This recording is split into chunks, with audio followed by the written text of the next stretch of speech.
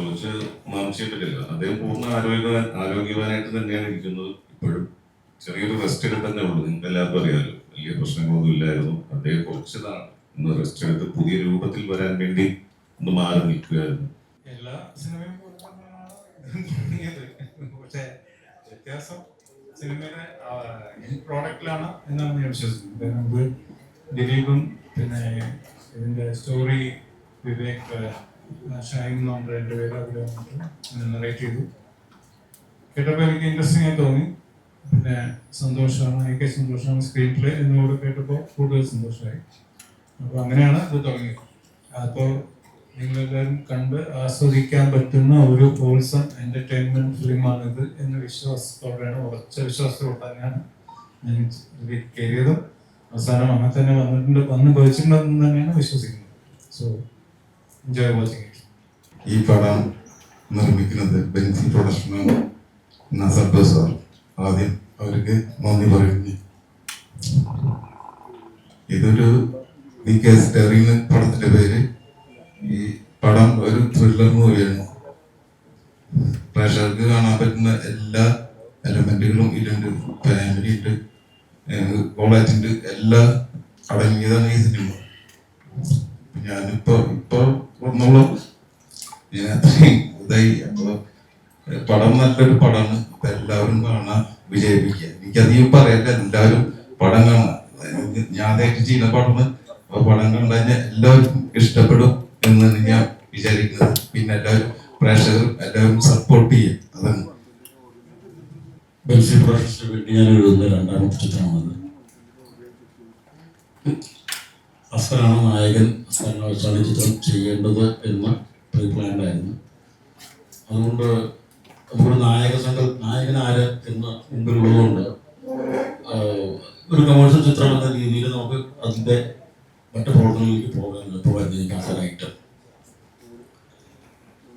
Police സബ്ജക്റ്റാണ്, പേര് സൂചിപ്പിക്കുന്ന പോലെ തന്നെ പോലീസ് ഇൻവെസ്റ്റിഗേഷൻ ബേസ് ചെയ്തിട്ടുള്ള ഒരു കഥയും അതിനൊക്കെ ഞങ്ങൾക്ക് ഒരുക്കിയിരുന്നു.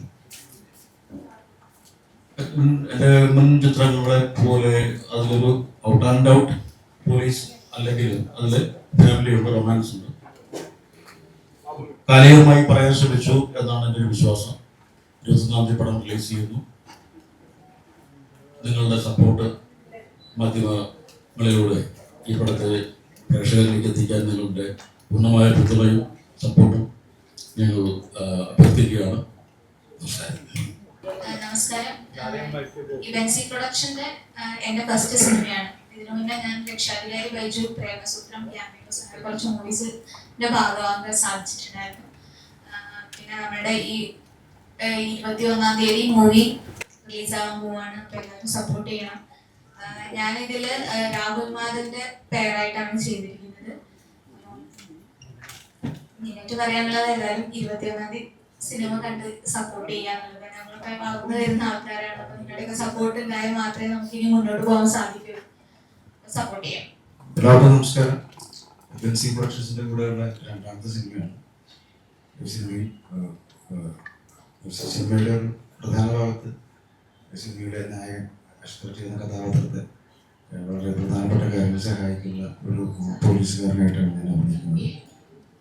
എല്ലാവരും പറഞ്ഞ പോലെ 21-ാം തീയതി സിനിമ റിലീസ് ആവുകയാണ്. നിങ്ങളെല്ലാവരും സിനിമ കാണുക, സപ്പോർട്ട് ചെയ്യുക, നിങ്ങളുടെ ഫീഡ്ബാക്സ് ഞങ്ങളെ അറിയിക്കുക. എല്ലാവർക്കും നമസ്കാരം. എല്ലാവരും പറഞ്ഞ പോലെ തന്നെ നമ്മുടെ പടം റിലീസ് ആവുകയാണ് 21-ാം തീയതി. പടം കാണുക, നല്ല അഭിപ്രായങ്ങൾ പറയുക. പിന്നെ ഒരുപാട് സന്തോഷം സുഖമായിട്ട് കൂടെ സാനിയുടെ കൂടെ വർക്ക് ചെയ്യാൻ സാധിച്ചില്ല. സന്തോഷത്തോടെ സന്തോഷത്തോടെ വർക്ക് ചെയ്യാൻ സാധിച്ചില്ല. അപ്പൊ ഇനിയും നല്ല പടങ്ങൾ ഉണ്ടാവട്ടെ. Thank you. നമസ്കാരം. അതായത് നിങ്ങൾ എല്ലാവരും വന്നതിനോട് നന്ദി പറയുന്നു. റിക്വസ്റ്റ് മാത്രമേ ഉള്ളൂ, എന്തായാലും നമ്മുടെ പടം എല്ലാവരും പോയി തിയേറ്ററിൽ വിജയിപ്പിക്കുക. 21-ാം തീയതി റിലീസാണ്. ബാക്കിയുള്ള പടത്തിന്റെ ഡീറ്റെയിൽസ് എല്ലാവരും പറയാനുണ്ടാകും. ആദ്യമായിട്ട് ഒരുപാട് പടങ്ങളൊന്നും ചെയ്തിട്ടില്ല, എന്തായാലും ചെയ്ത പടങ്ങളിൽ നെഗറ്റീവ് ഷെയ്ഡ് ആദ്യമായിട്ട് ചെയ്യുന്നൊരു ചിത്രമാണ്. അതാണ് ക്യാരക്ടർ ഇത്രേ ഉള്ളൂ. അപ്പോൾ എല്ലാവരും കണ്ട് വിജയിപ്പിക്കണം. Okay, thank you. ഞാൻ അബിൻ എന്നാണ് എൻ്റെ പേര്. ഞാൻ ഫസ്റ്റായിട്ട് ഒരു പടം ചെയ്യുന്നതാണ്. അപ്പോൾ ഈ 21-ാം തീയതി റിലീസാണ്. നിങ്ങളെല്ലാവരും കണ്ട് നിങ്ങളെ സപ്പോർട്ട് ചെയ്ത് പടം വിജയിപ്പിക്കണമെന്ന് വിശ്വസിക്കുന്നു. നിങ്ങള് കേസ് ഡയറി എന്ന് പറയുന്ന സിനിമ ആക്ഷൻ മൂവിയാണ്. അതിലൊരു ക്രൈമുണ്ട്, അതിലൊരു കുറ്റാന്വേഷണമുണ്ട്, അതിൽ സാറ് പറഞ്ഞ റൊമാൻസ് ഉണ്ട്, ഒരു ഫാമിലി എന്റർടൈൻമെന്റ് മൂഡുണ്ട്, ഫ്രണ്ട്ഷിപ്പിന്റെ കഥ പറയുന്നുണ്ട്. അപ്പൊ ഈ എലമെന്റ് എല്ലാം ചേർത്ത് പിടിച്ചിട്ടാണ് എനിക്ക് പോലീസ് കഥാപാത്രത്തിന്റെ പേര് ക്രിസ്റ്റി സാം എന്നാണ്.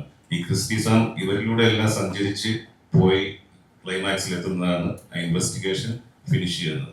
അതാണ് ഇതിന്റെ മെയിൻ എലമെന്റ്. കൂടുതലൊന്നും നമുക്ക് സിനിമയെ പറ്റി പറയാൻ പറ്റത്തില്ല, സസ്പെൻസ് ഇൻവെസ്റ്റിഗേഷൻ മൂവി ആയതുകൊണ്ട് ക്രൈം ത്രില്ലറല്ല. നിങ്ങൾക്ക് അറിയാമല്ലോ, നമുക്ക് തിയേറ്ററിൽ തന്നെ നിങ്ങളെല്ലാവരും 21-ാം തീയതി ഒന്ന് കാണുക, ഞങ്ങളെല്ലാവരും സപ്പോർട്ട് ചെയ്യുക. മാധ്യമ പ്രവർത്തകരെ നിങ്ങൾ തന്നെ മീഡിയ മാക്സിമം ജനങ്ങളിലേക്ക് എത്തിക്കുക, തിയേറ്ററിൽ എത്താൻ അവർക്കൊരു പ്രചോദനം കൊടുക്കുക. നല്ല നല്ല മൂവികൾ ഇനിയും വരട്ടെ, നമ്മുടെ മൂവികൾ പോലെ. അതുപോലെ ബെൻസി പ്രൊഡക്ഷൻ്റെ 3ാമത്തെ മൂവിയാണ് ഞാൻ അഭിനയിക്കുന്നത്. അതിന് എനിക്ക് അവസരം തന്ന എൻ്റെ പ്രൊഡ്യൂസർ ബെൻസി നാസ്റ്റർ സാറിനോട് ഒരുപാട് നന്ദി പറയുന്നു.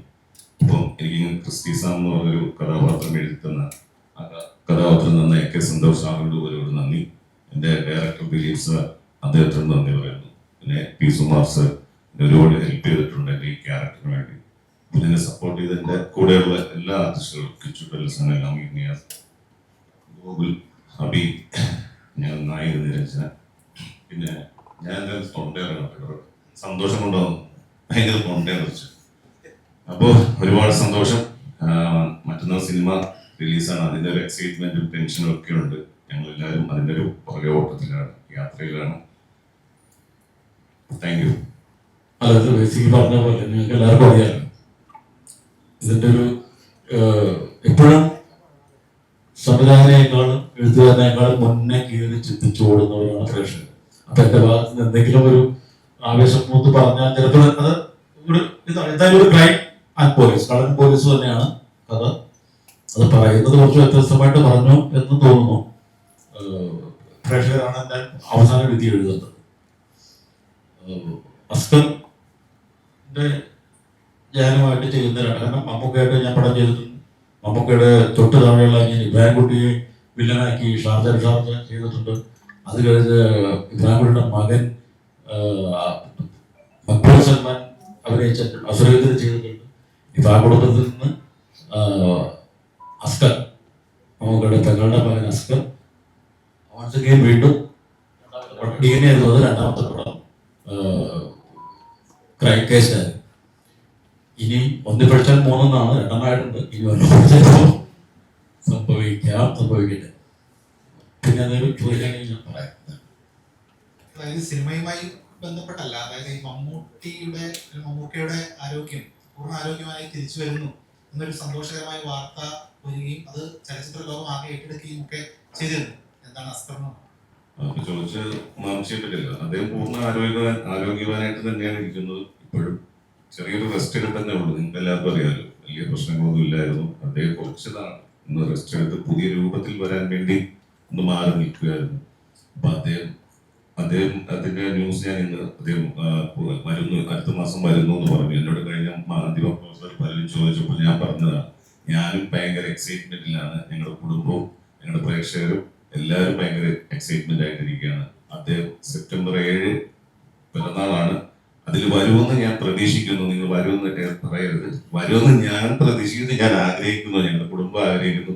അടുത്ത മാസം എന്തായാലും വരും. ആ വരവൊരു വലിയ വരവായിരിക്കും. എല്ലാവർക്കും അറിയാം. ആ ഒരു വരവിന് വേണ്ടി ഏത് ഗെറ്റപ്പിലാണ് വരുന്നതെന്ന് പ്രതീക്ഷിച്ച് ഞങ്ങൾ എല്ലാവരും, സിനിമാ ലോകവും പ്രേക്ഷകരും നിങ്ങളെപ്പോലെ മാധ്യമപ്രവർത്തകരെ പോലെ എല്ലാവരും ഞങ്ങളുടെ കുടുംബവും കാത്തിരിക്കുകയാണ്. പുള്ളി സന്തോഷമായിരിക്കുന്നു, ഹാപ്പി ആയിരിക്കുന്നു. ആ കേസ് ഡയറി കുടുംബവും ഭയങ്കര ഹാപ്പി ആയിരിക്കുന്നു.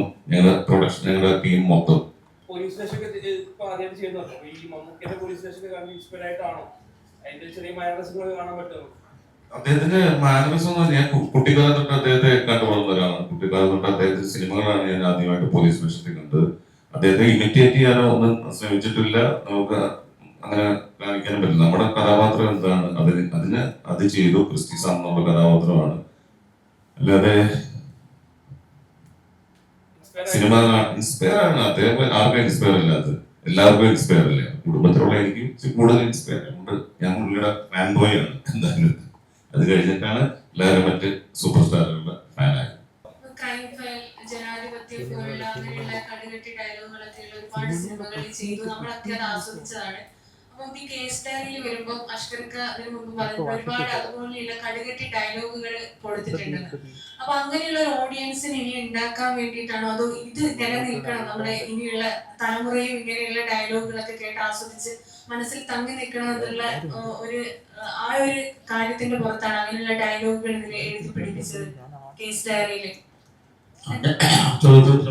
ഞാൻ വേറെ കാര്യം ഇവിടെ നമ്മളിവിടെ ചില കാര്യങ്ങൾ പറയുമ്പോൾ സസ്പെൻസുകളായാലും ഒന്നുമില്ല, മൊമെന്ററിയാണ് സിനിമയിൽ സസ്പെൻസ്.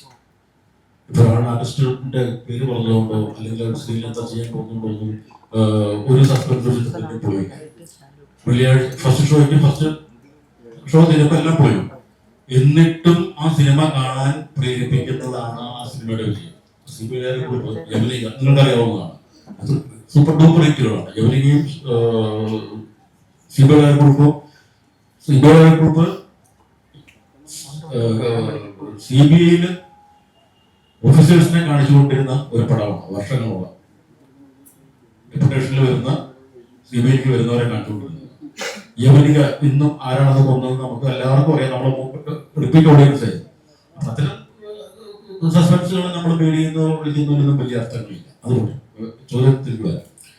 ആ ഒരു കാലഘട്ടത്തിൽ സുരേഷ് ഗോപി, മമ്മൂക്ക എന്നുള്ള കാലഘട്ടങ്ങളിൽ നമ്മൾ പൊളിറ്റിക്കൽ സിനിമകൾ വളരെ കൂടുതലായിരുന്നു. അന്ന് പൊളിറ്റിക്സിൽ അങ്ങനെ കുറെ കണ്ടന്റുകൾ ഉണ്ടായിരുന്നു. ആ ഒരു കാലഘട്ടത്തിൽ ഞാൻ പറഞ്ഞ 90s അത് തുടങ്ങി വെച്ചപ്പോ അത് ഡെലിവറി റെൻഡർ ചെയ്യാൻ പറ്റുന്ന ആർട്ടിസ്റ്റുകൾ, അതങ്ങനെ പറഞ്ഞാൽ അന്നത്തെ തലമുറയ്ക്ക് 2 തലമുറകളുണ്ട് കാണും.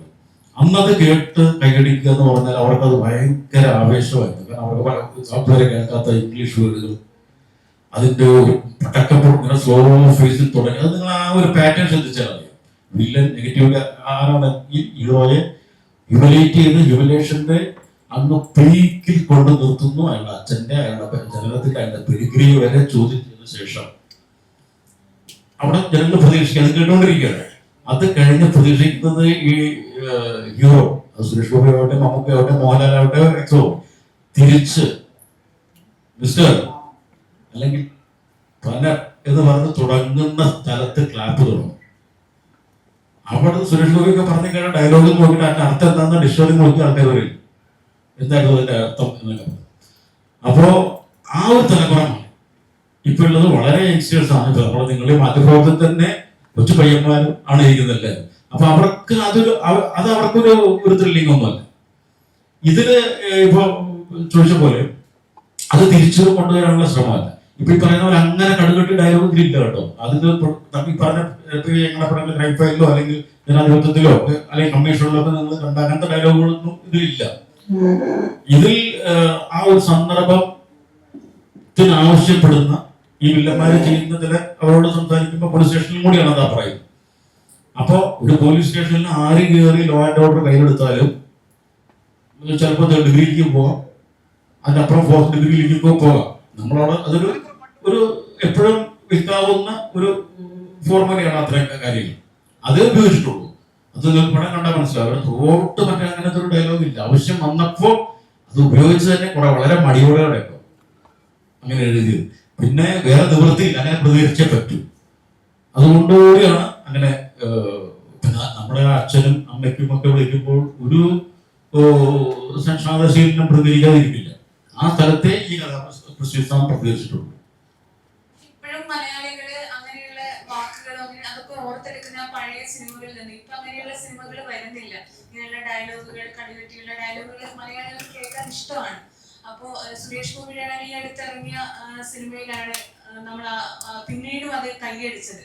ഈ അടുത്തിറങ്ങിയ സിനിമയിൽ അത് മാത്രമാണ് ഈ അടുത്ത് നമ്മൾ അങ്ങനെ ഒരു സിനിമ കണ്ടിട്ടില്ല. അപ്പൊ സാറിനെ പോലുള്ള ഒരാൾക്ക് ഇനിയും അങ്ങനെ ഒരു ഓഡിയൻസിനെ കൊണ്ടുവരാൻ പറ്റില്ലേ? എന്റെ അഭിപ്രായത്തിൽ, എന്റെ വ്യക്തിപരമായ അഭിപ്രായത്തിൽ നമുക്ക് ഓഡിയൻസിനെ കൈപിടിച്ച് എവിടേക്കും കൊണ്ടുവരാൻ പറ്റില്ല. കാരണം അവരാണ് നമ്മളെ ഡൊമിനേറ്റ് ചെയ്യുന്നത്.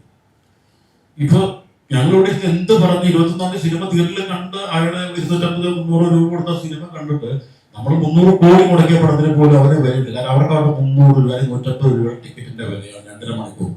അവിടെ അവർ രസിച്ചാൽ, അത് ഈ പറയുന്ന കാര്യത്തിൽ രസിച്ചാൽ നമ്മൾ വിജയിച്ചു, അല്ലെങ്കിൽ നമ്മൾ തോറ്റു. തിയേറ്റർ ഡോർ തുറന്ന് പുറത്തിറങ്ങുമ്പോൾ നമ്മളെ കണ്ട തെറി വിളിക്കും. നമ്മൾ എഴുതി വെച്ചതിനേക്കാൾ വലിയ തെറി വിളിക്കും, വേറെ വല്ല മണിക്കൂർ കൊടുക്കും. അതുകൊണ്ട് എനിക്ക് ഒരിക്കലും ഓഡിയൻസിനെ അണ്ടർ എസ്റ്റിമേറ്റ് ചെയ്യാനായിട്ടും അവര് ഇതവണ തരും അതാണ് കണ്ടോളണം എന്ന് പറയാൻ നടക്കില്ല. അവർ തന്നെയാണ് കീ. അപ്പോൾ ഈ പറഞ്ഞ പോലെ ഇത് തിരിച്ചു കൊണ്ടുപോയി അങ്ങനത്തെ ഡയലോഗുകൾ തിരിച്ചു കൊണ്ടുവരാൻ എനിക്ക് താല്പര്യമില്ല കേട്ടോ. കാരണം എനിക്ക് തോന്നുന്നില്ല അത് ആസ്വദിക്കുന്നത്. വളരെ ചെറിയൊരു പെർസെന്റ് ആൾക്കാർ ആസ്വദിക്കുമായിരിക്കും. അല്ലെങ്കിൽ ആ സിനിമ ടി വിയിൽ വരുമ്പോൾ വീടിന്റെ സ്വകാര്യതയിലിരുന്ന് വളരെ റിലാക്സ് ചെയ്ത് ഈസ് കൂടുതൽ ചിലപ്പോൾ ആ തലമുറ കണ്ടു. ഇപ്പൊ അതല്ലാതെ ഒരു 20 വയസ്സിന് താഴെയുള്ള ഓഡിയൻസ് ചിലപ്പോൾ അതിനെ കണ്ടിട്ട് ചിലപ്പോൾ അത് കോമഡി ആയിട്ട് എടുത്തു പോകും. നിങ്ങൾക്ക് അറിയുമെന്ന് അറിയില്ല, ടി രാജേന്ദ്രൻ എന്നവരുടെ ഒരു ഡയറക്ടറുടെ ഒരു ഓളൻഡർ ആൾ തമിഴിലുണ്ടായിരുന്നു, ചിമ്പോട്ടാച്ചൻ. അദ്ദേഹത്തിന്റെ കാലത്ത് ഇങ്ങനെ റൈമിക് ഡയലോഗുകളും ഭയങ്കരമായിട്ട് പറഞ്ഞു. അപ്പൊ അതൊക്കെ കൈയടിച്ച് ഓടിപ്പെടണം. ഇന്ന് ഞാൻ എനിക്ക് അനുഭവിച്ചു പറഞ്ഞാണ്, ചെന്നൈയിലെ ഡ്രൈവിംഗ് തിയേറ്ററിൽ കോളേജ് കുട്ടികൾ വന്നിട്ട് ഇത് ഇട്ടിട്ട് സ്ക്രീനിലിട്ടിട്ട് കോമഡിക്ക് വേണ്ടിയാണ്, ചിരിക്കാൻ വേണ്ടിയാണ് കാണുന്നത്. ഭയങ്കര സങ്കടം തോന്നുന്നത് അവസ്ഥയാണ് നമ്മൾ ആ ഒരു ഏജിലുള്ളത്. സത്യൻ സാറിനെ കോമഡി കാണിക്കുക, സരസ്വതി ഇതുപോലെ കൈയൊക്കെ ചന്ത അങ്ങനെയാണോ സംസാരിച്ചത്. അപ്പൊ ഒരു കാലഘട്ടം വരുമ്പോൾ ഇതെല്ലാം കോമഡിയിലേക്ക് പോകും, തലമുറകൾ മാറുക. അപ്പൊ അത് തിരിച്ച് വീണ്ടും നമ്മളത് കൊണ്ടുവരണോ എന്ന് ചോദിച്ചാൽ എനിക്ക് വ്യക്തിപരമായിട്ട് എനിക്ക് അത് താല്പര്യമില്ല. അന്നന്ന് എന്താണ് കൊടുക്കേണ്ടത് നമ്മുടെ ബ്രെയിനിൽ നിന്ന് വരുന്നത് കയ്യിൽ എഴുതിയിട്ട് നമുക്ക് മാക്സിമം കൊടുക്കാൻ അപ്ഡേറ്റ് ആവാൻ ശ്രമിക്കുക എന്നുള്ളതുള്ളൂ. ആ ഒരു പ്രത്യേക ജോനറിനോട് എനിക്കതിന് ഒരു വ്യക്തിപരമായ താല്പര്യം ഇല്ല. അല്ലെങ്കിൽ ശരിക്കുള്ള ഏതെങ്കിലും കേസ് ഡയറിയുമായിട്ട് ഇൻസ്പയർഡ് ആയതാണോ ഇതോ ഈ കഥയോ? അങ്ങനെ പടങ്ങൾ ഇപ്പൊ ക്രൈം ഫയൽ, ഞങ്ങളുടെ ക്രൈം ഫയൽ അഭയപാൽ കേസ് CBI ഡയറക്ടർ അറിയാലോ, നമ്മുടെ ഇവിടെ കോളമണം. അങ്ങനെ സെൻസിറ്റീവായ ഒരു കഥ ഒരു മകള് നടക്കുന്നില്ലാത്തോളം നമുക്ക് എഴുതാനും പറ്റുന്നില്ല. അപ്പൊ അതിനുവേണ്ടി പ്രാർത്ഥിക്കാനും പറ്റില്ല. അങ്ങനത്തെ ഒരു കൊലപാതകം നടക്കണമെന്ന് പറയാൻ നമുക്ക് പറ്റില്ല. പിന്നെന്താണെന്നറിയോ, ഇപ്പൊ മീഡിയ, ഇപ്പൊ പണ്ട് നമുക്ക് മെയിൻ ചാനൽസ് ആണ് ന്യൂസ് തന്നിരുന്നത്, പ്രിന്റ് മീഡിയ ന്യൂസ് തന്നിരുന്നത്. ഇന്ന് ഒരുപാട് നമ്മുടെ സോഷ്യൽ മീഡിയ വന്നപ്പോൾ ഒരു മർഡർ ചെയ്യാൻ പോകുന്നവരെ വരെ ഫോളോ ചെയ്ത് അവരെ മർഡർ ഷൂട്ട് ചെയ്തിട്ട് ലൈവ് റീൽ എടുക്കുന്ന ഒരു കാലഘട്ടത്തിൽ ത്രില്ലിലാണ്. ഞാൻ നേരത്തെ പറഞ്ഞ പൊളിറ്റിക്സിന്റെ കാര്യം പറഞ്ഞ പോലെ നമുക്കന്ന് ഏത് പാർട്ടിയിലാണെങ്കിലും നമുക്ക് സിനിമയിൽ കാണിക്കാവുന്ന കറപ്ഷൻസ് ഉണ്ടായിരുന്നു. അത് ചെയ്യാം, പോലീസിലെ കറപ്ഷൻ. അതിന് നമുക്ക് പറയാം. ഇന്നത്തെ ഞാൻ ചോദിക്കട്ടെ, പോലീസിന് ആർക്കൊന്നും ഈ യുവാവിന് പേടിയുണ്ടോ? എനിക്ക് പേടിയുണ്ടാവും, ഞങ്ങളുടെ പേടിയുള്ളവർക്ക് പേടിയുണ്ടോ? അത് കൊച്ചു പിള്ളേർ പോലീസിനോട് തർക്കിച്ച് നിൽക്കണ കാണുമ്പോൾ നമുക്ക് ഭയമാണ്. കൊണ്ടുവിടും, വീഡിയോ എടുത്തിട്ടാണ് ഇടുന്നത്. അപ്പൊ പോലീസിനും അങ്ങോട്ട്. പക്ഷെ അന്ന് ആ പോലീസിനെ നമുക്ക് മനസ്സിലുണ്ടെങ്കിൽ പോലും നമ്മൾ തെരുവ് വിളിക്കില്ലായിരുന്നു ഭയം കാരണം. ഇന്ന് പിള്ളേര് ചോദ്യം ചെയ്യുന്നുണ്ട് പോലീസിന്. സീറ്റ് ബെൽറ്റ് ഇടാത്ത ഒരു പോലീസ് ഉദ്യോഗസ്ഥനെ ക്വസ്റ്റ്യൻ ചെയ്ത് വണ്ടി കൊണ്ടുവന്ന് വെച്ച് ബ്ലോക്ക് ചെയ്ത് അയാളെ കൊണ്ട് സീറ്റ് ബെൽറ്റ് ഇടിയിപ്പിച്ച് പോയൊരു കാഴ്ച ഞാൻ കണ്ടു. ചിന്തിക്കാൻ പറ്റുന്നത് കാലത്ത് അത് സ്ക്രീൻ ചെയ്യുമ്പോൾ കൈയടിക്കും. ഇതോ നമുക്ക് ചെയ്യാൻ ആഗ്രഹമില്ല, ഭയം കൊണ്ട് മുട്ടിടിച്ചിട്ട് നമ്മൾ ഓടിപ്പോകുന്ന സ്ഥലത്ത് ഇത് ഇന്നതില്ല. ഇത് പോലീസിന്റെ ഒരു പരിധി ഉണ്ടെന്നും ആർക്കും ഭയമില്ലാണ്ടായിരിക്കും. അപ്പോ അത് ഒന്ന്. രണ്ടാമത്തെ കാര്യം, ഇങ്ങനെ ഒരു സെൻസിറ്റീവായ സെൻസേഷണൽ ആയ ഒരു കൊലപാതകത്തെ കിട്ടുക എന്ന് പറയുന്നത് സിനിമാറ്റിക്കും കൂടി ആണോ? ഇപ്പൊ നമ്മുടെ പല കേസുകളും സീരിയൽ കില്ലിംഗ് വരുന്നത്. സീരിയൽ കില്ലിംഗിന്റെ ഒരു പ്രളയമാണ് കേട്ടോ മലയാള സിനിമയിൽ, ഏത് ലാംഗ്വേജിൽ. അപ്പൊ അതിനും ഒരു നമുക്ക് സ്കോപ്പ് കാണും. സ്കോപ്പ് കണ്ടാൽ ചെയ്യാൻ. ഇത് അങ്ങനെയല്ല കേട്ടോ, ഇത് ഫിക്ഷനാണ്. റിയൽ